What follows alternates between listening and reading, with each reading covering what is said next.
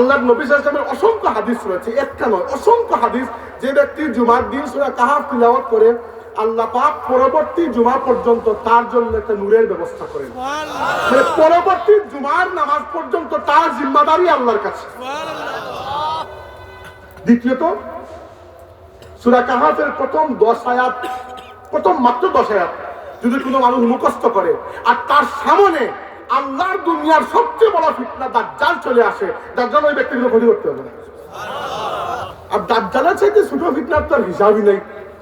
দাজ্জালে যদি কোনো ক্ষতি করতে না পারে, তাহলে এর থেকে আল্লাহর নবী বলেছেন যে আল্লাহর আদম সৃষ্টি থেকে শুরু করে কিয়ামত পর্যন্ত দাজ্জালের চাইতে কোনো বড় ফিতনা নেই। আজকে আমাদের তাফসীরের বিষয় হচ্ছে সূরা কাহাফ। সূরা কাহাফ পুরোটা না, সূরা কাহাফের মধ্যে অনেক কিছু আছে। সূরা কাহাফ প্রায় আধা পারা লম্বা, আমার সময় 1 ঘন্টা। সূরা কাহাফের মধ্যে 4টা গুরুত্বপূর্ণ কাহিনী রয়েছে এবং আমি ব্যক্তিগত কথা বলছি, রেকর্ড হচ্ছে তাই কথা বলতে একটু ভয় পাই। এই ক্ষেত্রে রেকর্ড আমি একটু যা ইচ্ছে বললে তুমি শিখি, পরে মানুষ 14 গোষ্ঠীর মাথার উপর বরণ দেয়, এটা তুই ভুল বললে। আমি ব্যক্তিগত কথা বলছি, এটা আমার ব্যক্তিগত, আবার বলছি কিন্তু দলিলের কথা নয়। আমার কাছে কুরআন শরীফের যে সূরা আমার উপর সবচেয়ে বেশি আসর করে ওটা হচ্ছে সূরা কাহাফ। কারণ সূরা কাহাফকে আল্লাহর নবী সাল্লাল্লাহু আলাইহি ওয়াসাল্লাম বলেছেন, যে ব্যক্তি সূরা কাহাফ তিলাওয়াত করে নিয়মিত, আল্লাহ তাকে দাজ্জালের ফিতনা থেকে বাঁচিয়ে দেবেন। আর শেষ জামানার সবচেয়ে বড় ফিতনা হচ্ছে দাজ্জালের ফিতনা। আর দাজ্জালের ফিতনা শুধু দাজ্জাল যখন আসবে তখন শুরু হবে তা নয়, দাজ্জাল আসার আগ থেকে দাজ্জালের ফিতনাগুলো শুরু হয়ে যায়। ওই যে আজকের যুগে বেহায়াপনা, আজকের যুগে মানুষের পরিবার ভেঙে যাচ্ছে, আজকের যুগে অবৈধ সম্পর্ক, আজকের যুগে টেকনোলজির উপর আমরা এত ভিত্তি করেছি যে বাথরুমে যাইতো মোবাইল ফোন সাথে নিয়ে যাওয়া লাগে। আজকের যুগের এই যে এইগুলো সবই আপনি খুঁজে দেখবেন দাজ্জাল না হলেও দাজ্জালি ফিতনার সাথে এগুলো সম্পর্ক আছে। তাই আমি আপনাদেরকে শুরুতেই বলছি, আমার কথা নয়, আপনার নবীর কথা হচ্ছে প্রত্যেক জুমার দিন সূরা কাহাফ তিলাওয়াত করুন। সূরা কাহাফ আপনি পুরোটা পড়তে পারেন না, আস্তে আস্তে আদত করেন। প্রথম দিন 1 পৃষ্ঠা পড়ে, পড়তে পড়তে আদত হবে। এরকম না যে একদিনে আপনি পুরো কাহাফ পড়ে ফেলবেন। হয়তো যাদের অভ্যাস আছে তারা ছাড়া অন্য কেউ হয়তো 1 জুমায় পড়তে পারবেন না। আপনি 1 জুমাবারে পড়ুন, 10 আয়াত, পরের জুমাবারে আরো 10 আয়াত, এভাবে করে করে অভ্যাস করুন, বা যেভাবেই করুন করুন। কারণ কি, আল্লাহর নবী সাল্লাল্লাহু আলাইহি ওয়াসাল্লামের অসংখ্য হাদিস রয়েছে, একটা নয় অসংখ্য হাদিস, যে ব্যক্তি জুমার দিন সূরা কাহাফ তিলাওয়াত করে আল্লাহ পাক পরবর্তী জুমা পর্যন্ত তার জন্য একটা নূরের ব্যবস্থা করেন। মানে পরবর্তী জুমার নামাজ পর্যন্ত তার জিম্মাদারি আল্লাহর কাছে। দ্বিতীয়ত, সূরা কাহাফের প্রথম 10 আয়াত, প্রথম মাত্র 10 আয়াত যদি কোনো মানুষ মুখস্থ করে আর তার সামনে আল্লাহর দুনিয়ার সবচেয়ে বড় ফিতনা দাজ্জাল চলে আসে, দাজ্জাল ওই ব্যক্তিকে ক্ষতি করতে হবে না। আর দাজ্জালের চাইতে ছোট ফিতনার তো আর হিসাবই নেই। দাজ্জালে যদি কোনো ক্ষতি করতে না পারে, তাহলে এর থেকে আল্লাহর নবী বলেছেন যে আল্লাহর আদম সৃষ্টি থেকে শুরু করে কিয়ামত পর্যন্ত দাজ্জালের চাইতে কোনো বড় ফিতনা নেই, কোনো বড় ফিতনা নেই। তাইলে সূরা কাহাফের মধ্যে মূলত 4টা গুরুত্বপূর্ণ কাহিনী আছে। অনেকেই 3টা বলেন, আমি আরেকটা খুঁজে বের করেছি, ওইগুলা বলবো না, এত লম্বা কাহিনী সুযোগ নাই, আমি একটা বলবো। সূরা কাহাফের মধ্যে প্রথমে আছে ইমানের পরীক্ষার একটা ঘটনা। 7 জন যুবক ইসলাম কবুল করার কারণে তারা গুহার মধ্যে আশ্রয় নিয়েছিলেন। এই ঘটনা আপনারা সবাই জানেন, আমি এই মাঠেই মনে হয় একবার বলেছি, এখন আর বলবো না। 2 নম্বর ঘটনা হচ্ছে টাকা পয়সা, দুনিয়াবি মাল দৌলতের ফিতনা, ওইটার কথা ওই রুকুতে আছে, যে রুকুতে আল্লাহ বলেছেন ওয়াদরিব লাহুম মাসালার রাজুলাইনি জাআলনা লিআহাদিহিমা জান্নাতাইনি মিন আনাবিন। ওই পুরো রুকুর তাফসীর পড়ে দেখবেন, আপনি বুঝতে পারবেন যে দুনিয়াবি ফিতনা এবং মানুষকে কিভাবে গ্রাস করতে পারে। 3 নম্বর হচ্ছে ফিতনা। ফিতনা বলতে বাংলা ভাষায় ফিতনা নয়, আরবি ভাষায় ফিতনা। বাংলা ভাষায় ফিতনা বলতে আমরা মনে করি মারামারি করা। ফিতনা শব্দের অর্থ হচ্ছে পরীক্ষা। ফিতনা শব্দের অর্থ কি? পরীক্ষা। এজন্য হাদিসে এসেছে যে কবরে প্রত্যেকটা মানুষ ফিতনার মধ্যে পড়বে। তার মানে এই নয় যে প্রত্যেকের আযাব হবে, তার মানে হচ্ছে কবরের সওয়াল জবাব প্রত্যেককে দিতে হবে।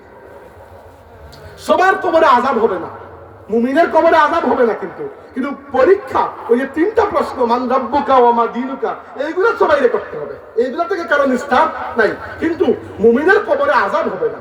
তাই ফিতনা মানে পরীক্ষা। বুঝতে পেরেছেন বিষয়টা? এবার যদি বলছিলাম যে আমি কোন ঘটনা বলবো, আমি বলবো আল্লাহর রাসূল মুসা আলাইহিস সালামের একটা ঘটনা, এবং এখান থেকে কিছু শিক্ষা আমরা নেব, জরুরি শিক্ষা, শিক্ষাগুলো গুরুত্বপূর্ণ। প্রথমত আমরা শুরু করি, কুরআন শরীফে যাচ্ছি আমরা। প্রথমে ভূমিকা হিসাবে একটু হাদিস দিয়ে শুরু করি। সহিহ বুখারী শরীফের হাদিস, রাসূলুল্লাহ সাল্লাল্লাহু আলাইহি ওয়াসাল্লাম বলেছেন যে কামা মুসা আন-নবী খাতিবান ফি বনি ইসরাঈল। আল্লাহর নবী মুসা আলাইহিস সালাম একবার তার উম্মত বনি ইসরাঈলের সামনে খুতবা দেওয়ার জন্য দাঁড়ালেন। ফাসুইলা আইয়ুন নাসি আ'লামু। বনি ইসরাঈল তো বুঝেন, খামাখা প্রশ্ন। বনি ইসরাঈলের এক ব্যক্তি উঠে জিজ্ঞেস করলো, হে আল্লাহর নবী মুসা, আল্লাহ দুনিয়ার মধ্যে সবচেয়ে বড় জ্ঞানী কে? মুসা আলাইহিস সালাম কি বললেন? ফাকালা আনা আ'লাম। মুসা আলাইহিস সালাম বললেন, আমি সবচেয়ে বড় জ্ঞানী। এবং এটা তিনি ভুল কথা বলেন না, কারণ তিনি আল্লাহর রাসূল, যার কাছে আল্লাহর পক্ষ থেকে ওহী আছে, তার চেয়ে বড় জ্ঞান আর কেউ থাকতে পারে? চলুন, বাকি জ্ঞান আপনি আহরণ করলেন, শিখলেন, ওহীর জ্ঞানটা শিখতে পারবেন না, ওটা আল্লাহ দিলে দিচ্ছেন, না দিলে তো নাই। মুসা আলাইহিস সালাম ঠিক কথা বলেছেন, কিন্তু এই কথা যদি আমি বলতাম কোনো সমস্যা ছিল না। কিন্তু নবী রাসূলদের মামলা একটু সেনসিটিভ। নবী রাসূলদেরকে আল্লাহ মহব্বত করেন বেশি, আর মামলাটা একটু সেনসিটিভ। আল্লাহ রাব্বুল আলামিন, এখানে হাদিসে এসেছে যে ফাআতাবাল্লাহু আলাইহি, আল্লাহ এই কথা শুনে মুসা আলাইহিস সালামের উপর একটু রাগ করলেন। কি জন্য? যে হে মুসা, তোমার বলা উচিত ছিল সবচেয়ে বড় জ্ঞানী আল্লাহ, তুমি তোমার কথা কেন বলেছো? এইটাই, আর কিছু না। দেখেন, এখানে মামলা পার্থক্য আছে। নবী রাসূল আর আমরা এক বরাবর নয়, কোন দিক থেকেই বরাবর নয়। এটা আকীদার বিষয়, বুঝেন? কিভাবে? আমাকে যদি আপনি বলেন যে ভাই কালকে এই জায়গায় মাহফিল আসছে না, আমি যদি বলি ঠিক আছে আসবো, এতটুকু কোনো গুনাহ নয়, সুন্নতের খেলাফ। সুন্নত হচ্ছে সাথে আমি ইনশাআল্লাহ বলবো, বুঝতে পেরেছেন? কিন্তু আমি যদি ইনশাআল্লাহ নাও বলি, এটা বিশাল বড় কোনো গুনাহ নয়। কিন্তু রাসূলুল্লাহ সাল্লাল্লাহু আলাইহি ওয়াসাল্লামকে একবার কিছু মানুষ একটা প্রশ্ন করেছিল, তিনি বলেছেন কালকে জবাব দিব, আর ইনশাআল্লাহ বলতে ভুলে গেছেন। আল্লাহ রাব্বুল আলামিন 15 দিন পর্যন্ত ওহী নাযিল করেন নাই। কি জন্য? কারণ নবী আর আপনি বরাবর নয়। নবী ইনশাআল্লাহ ভুলে গেলেও আল্লাহ রাব্বুল আলামিন এখানে রাগ করেন। আল্লাহর বান্দা আল্লাহ রাগ করতে পারেন। ইউনূস আলাইহিস সালাম মাছের পেটের মধ্যে কিভাবে ঢুকলেন? কারণ তিনি হিজরত করেছেন আল্লাহর অনুমতি ছাড়া। আল্লাহ বলেছেন তোমার উম্মতকে আমি 3 দিনের টাইম দিচ্ছি, এর মধ্যে তারা যদি ইসলাম কবুল করে, করলো, তাহলে 3 দিন পরে খালাস, আমার আযাব চলে আসবে।